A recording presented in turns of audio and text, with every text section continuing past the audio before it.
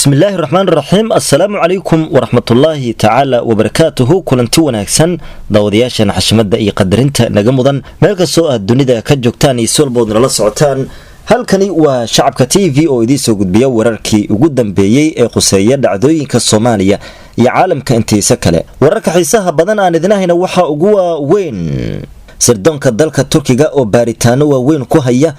falal amni daro oo ka soo cusboonaaday markale gudaha magaalada Muqdisho taasi oo la rumaysan yahay in ay ka dambeeyaan dawladda shisheeye waxaan u eegi doonaa warbixin xasaasi ah oo uu daabacay mid kamida wargeysyada caalamka oo uu ku sheegayo in dawladaha qaliidka oo imaaraadka ugu horeeya ururka al-shabaab ay u adeegsadaan hadba goobta ay rabaan in dantooda siyaasadeed ay ka fushadaan gudaha dalka Soomaaliya ama ay dagaal ay ku sameeyaan waxaan idin soo gudbin doonaa warbixin kale oo xiiso leh oo ku saabsan duulaanka lagu hayo ummadda Soomaaliyeed iyo qaranka Soomaaliyeed imise qarax ayaa ka dhacday gudaha magaalada Muqdisho tan iyo markii uu Roble u magacaabay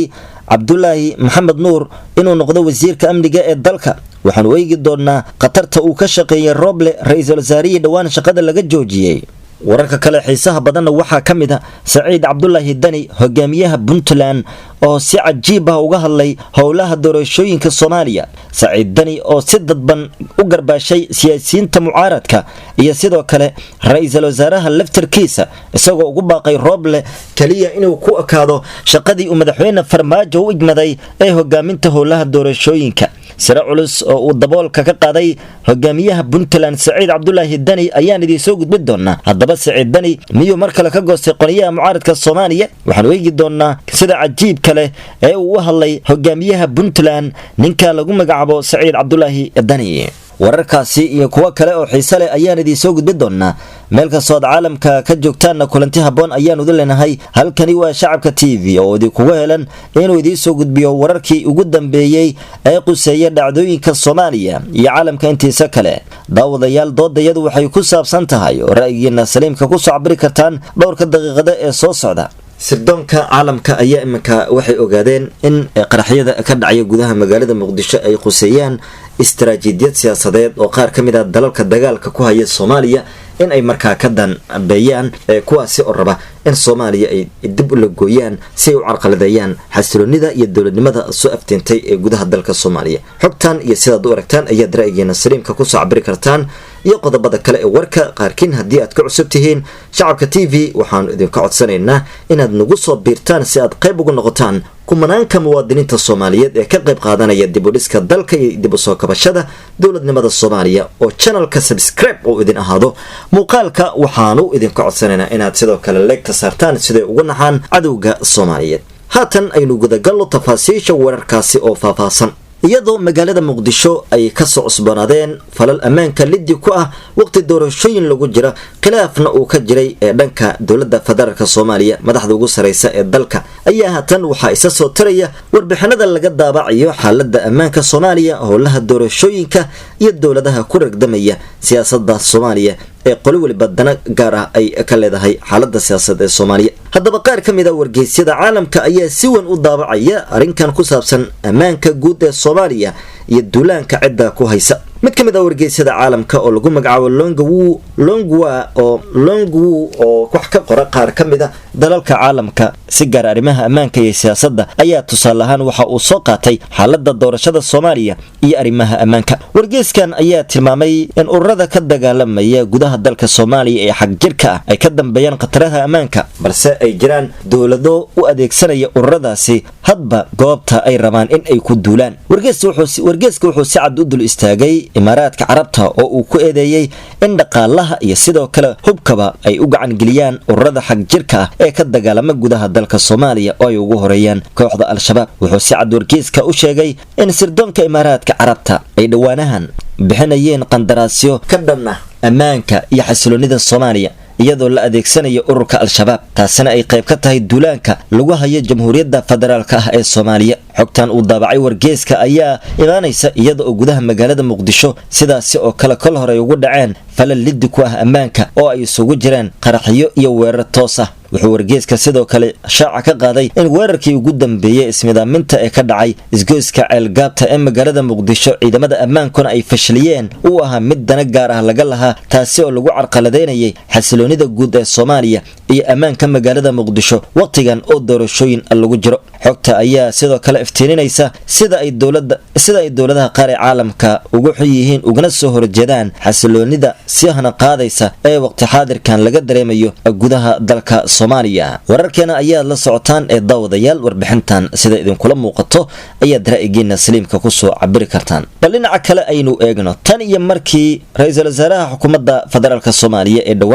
dhawaantan shaqada laga joojiyay oo xilka wasiirka amniga u magacaabay Mahad Salaad waxaa soo ifabaxaya khatar ammaanka liddi ku ah haddaba markii la magacaabay wasiirka cusub ee amniga ee uu Rooble soo magacaabay magaalada muqdisho waxaa ka dhacay qiyaastii 7 qarax intii u dhaxaysay 22ka bishan ilaa 25ka bishan September qaraxyadaasi haddii aan tusaale u soo qaadano waxaa ka mid ah qaraxii garoonka Buulaburda ka dhacay oo kooxda shabaab ay sheegteen halkaasi oo la burburiyay garoonkii diyaaradaha qaraxii ka dhacay magaalada Marko qaraxii ka dhacay magaalada Baraaw qaraxii ka dhacay Ceelwa qarax kale oo ka dhacay Villa Baydhabo taasi oo ruux ismidaamiye ah oo kaligii qarxay marka uu marayay goob u dhow isbitaalka Madiina iyo Villa Baydhabo ee magaalada Muqdisho maalintii Jimcaha ee aan ka soo gudubnay qaraxii ka dhacay Ceelgaabta maalintii shalay ahayd taasi qaraxaasi ay ku dhinteen muwaadiniin Soomaaliyeed oo aan waxba galabsan haddaba ninkan 30 jirka ee 30 milyan hore ugu musuqmaasuqay hantida qaranka sida lagu eedeynayo ee Rooble uu yiri waa wasiirka amniga ma wuxuu ku soo kordhiyay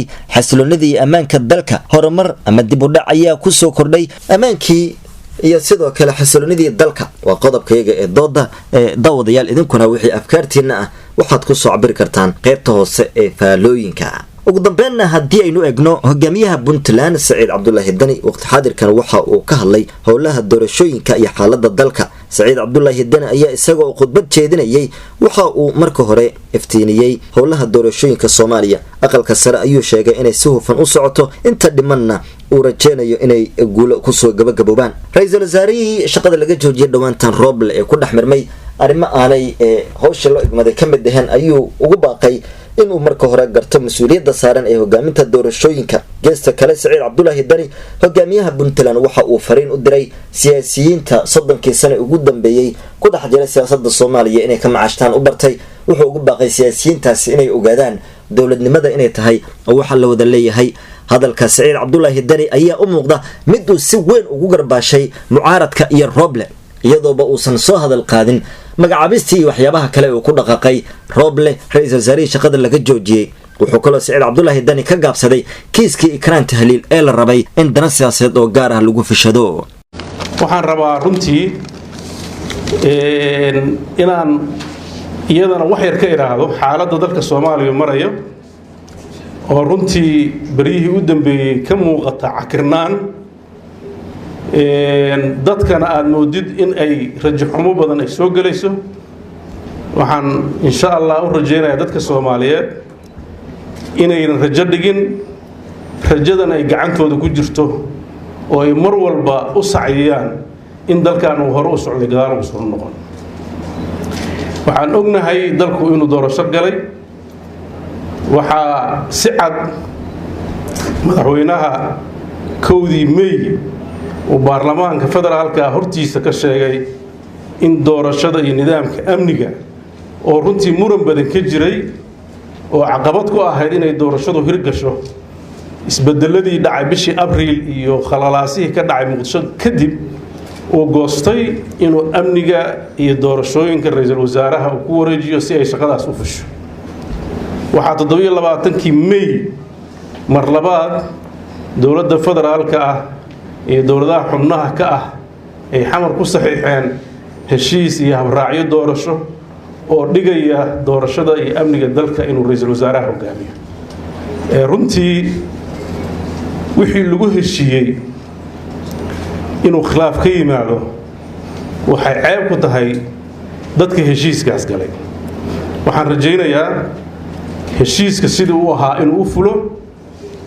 ra'iisul wasaaruhuna oo runtii doorashooyinka iyo amniga dalka mas'uuliyadda la saaray uu guto madaxda kale oo madaxweynuhu u horeeyana in ay wixii ay ballan qaadeen ay fuliyaan oo fursadaas ay ra'iisul wasaaraha siiyaan si uu shaqooyinkiisa u guto madaxda dowladaha xubnaha ka dowladda federaalkana ay gacan ku siiyaan sidii doorashadaas ay ugu dhici lahayd si hufan oo carqalad yar waxaan xaqiiqo ah oo qarsoonayn in dadka qaybtiis nidaam siyaasadeedkii muddada dheer 30 sano ayna soo haystay oo runtii Soomaaliya halkaas dhigay aragaasna u yeelay oo siyaasiyiinta qaybtooda ay mararka qaarkood isticmaalaan oo ah waxay rabaan haddii waayaan inaan waxba la helin arrintaas maanta waxaan rajaynayaa aniga oo runtii halka baaq uga diraya siyaasadda noocaas in laga waantoobo loo gudbo siyaasad furan dadka u dhaxaysa ilaahay la aamino la dhaxdhigo dadka mustaqbalka dalkooda inay iyagu ka tashadaan aan carqalad la gelin habsamo u socodka nidaamka doorashada taasi waxay ahayd khudbadii koobneed ee uu jeediyay hogaamiyaha Puntland Saciid Cabdullaahi Dani wixii ra'yi idinkaga muuqda idinkuna bal khudbadaasi daawadayaal afkaartiina waxaad noogu soo gudbin kartaan qaybta hoose ee faalooyinka waa inoo qaybaha kale nabadgelyo ayaan idin leenahay